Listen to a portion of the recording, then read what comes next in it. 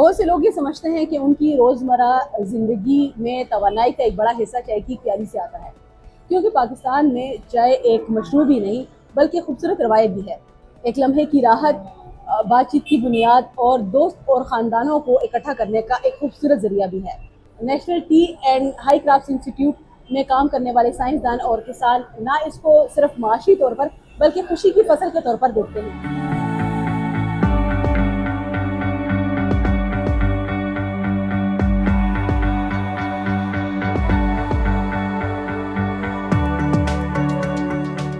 Institute 1986 में जो है तो इस्टेब्लिश हुआ था।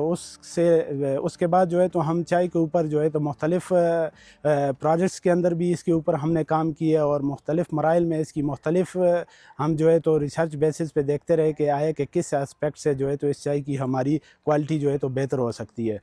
तो माशाल्लाह से हमने जिस वक्त इस चाय की यहाँ पे अडाप्टेशन देखी, उसके बाद जिस वक्त हमने इसके ट्रायल्स किए और इसको जिस वक्त हमने इंटरनेशनल टी के साथ जो है तो रिलेट किया, तो हमारी चाय उनके साथ एट पार आ रही है। मतलब हमारी अगर क्वालिटी को देखा जाए तो हमारी टी की क्वालिटी और इंटरनेशनल टी की क्वालिटी में इतना ख़ास डिफरेंस नहीं है।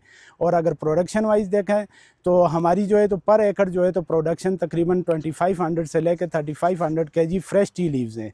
जैसे अगर आप रफली एस्टीमेट लगाना चाहें तो तकरीबन 5 केजी फ्रेश लीव से आप पर केजी जो है तो टी बना सकते हैं। जहाँ तक क्लाइमेट चेंज की बात है तो क्लाइमेट चेंज की वजह से अल्टीमेटली तकरीबन हर सेक्टर में जो है तो हमारी जो एग्रीकल्चर को देखें तो उसने बुरी तरह से इम्पेक्ट किया है।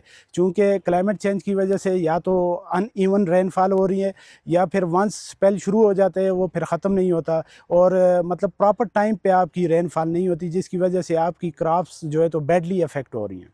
IWMI ने under the WRAP project FCDO funded water resources accountability in Pakistan project के तहत इस टावर को यहाँ पे नस्ब किए। ये 1,70,000 USD डॉलर्स कॉस्ट है इस टावर की और ये टावर इंतहाई अहमियत का हामिल है। मानसेरा के मुस्तकबिल की जितनी भी स्टडीज़ होंगी उनकी बुनियाद ये टावर प्रोवाइड कर रहा है। इस टावर के अंदर बहुत से कंपोनेंट हैं जो न सिर्फ ज़ेरे ज़मीन बल्कि ज़मीन के ऊपर और गैसेस की सतह को हर 15 से 30 मिनट के इंटरवल के ऊपर मैयर कर रहे होते हैं। ये सारे का सारा सिस्टम इसको हमने बैक्ड किया है with the solar power plates और इसका डाटा ऑटोमेटिकली हर 15 से 30 मिनट के इंटरवल के ऊपर हमारे पास कंप्यूटर के ऊपर स्टोर हो जाता है। उस डाटा को हम एनालाइज करते हैं, एनालाइज करने के बाद फिर उसकी जो भी फाइंडिंग्स हैं NTHRI के साथ और अपने रिसर्च इंस्टीट्यूट्स के साथ शेयर करते हैं। क्लाइमेट चेंज के लिहाज से हमारे पास ground based data set available नहीं है। एडी कोवेरियंस फ्लक्स टावर इस टाइम पे आपको 15 से 30 मिनट का इंटरवल पे 70 से ज़्यादा पैरामीटर्स का डाटा प्रोवाइड कर रहा है। तो मानसेरा स्पेसिफिक हमारे पास अब क्लाइमेट का एक इनरिच डाटा सेट हमारे पास अवेलेबल होगा।